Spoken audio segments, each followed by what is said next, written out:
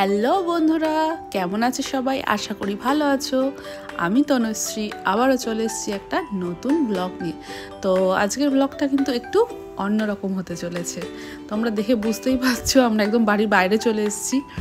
তো এখানে এসে মাছগুলো এখন যাওয়ানো হচ্ছে। এই মাছগুলো কোথা থেকে এলো? এই মাছগুলো আমাদেরই ডোবা থেকে ধরা হয়েছে, বাবা ধরেছে, সেখান থেকেই পাঠিয়েছে। এই সকালবেলা এখন গিয়ে সুদীপ নিয়ে এলো। এখানে আছে কই মাছ। তো মাছের সাইজগুলো একটু ছোট, সববারে তো সমান হয় না, যেহেতু এগুলো চাষ করা না, মানে আপনা আপনি হয়।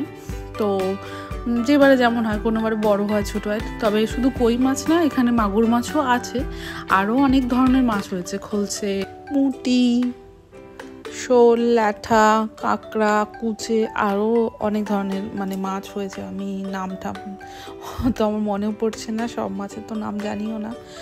যাই হোক, তো এই মাছগুলো এইভাবেই কিন্তু জলের মধ্যে জাইয়ে রাখলে এগুলো বেঁচে থাকে। তো সুতরাং সেই জন্য এগুলো কেটে ফ্রিজে স্টোর করার কোনো মানেই হয় না।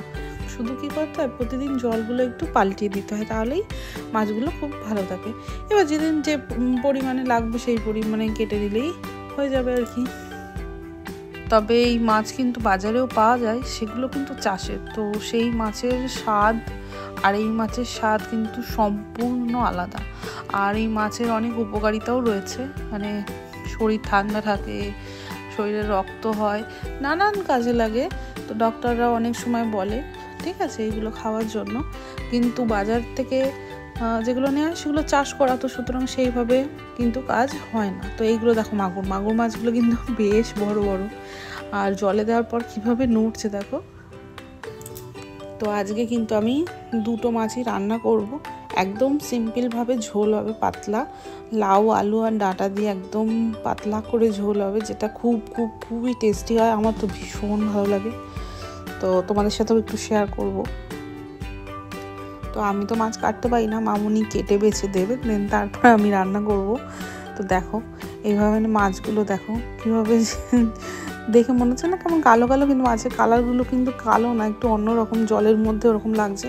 এই যে আমি লাউ, আলু, ডাঁটা আগে থেকে সিদ্ধ করে রেখেছিলাম, আর তারপর একটা বাটনা করেছিলাম আদা, জিরে আর লঙ্কা দিয়ে, বাস সেটাই দিয়েছে, আর কিচ্ছু দেওয়া নেই, সিম্পল নুন হলুদ দেওয়া আছে আর কি, এটাই আমি দিয়েছি। আর ঝোলটা ফুটে উঠলে আমি মাছগুলো ভেজে দিয়ে দেবো, বাস তারপর ফুটে গেলে একটু নামিয়ে নেবো। একদম সিম্পলভাবেই রান্না, কি যে ভালো টেস্ট হয়। এই যে মাছ ভাজাও হয়ে গেছে, আমি ঝোলে কিন্তু দিয়েও দিলাম। দেখো দেখেই কি ভাল লাগছে না, গরম গরম ভাতে আর কি চাই। কে কে ভালোবাসো অবশ্যই কিন্তু কমেন্ট করে জানিও। আর ভালো থেকো সকলে। আমার ভিডিও যদি ভালো লাগে অবশ্যই লাইক কমেন্ট করতে ভুলো না, একটু বেশি করে শেয়ার করে দিও। দেখা হবে পরবর্তী কোনো ব্লগে। ভালো থেকো সকলে, টাটা।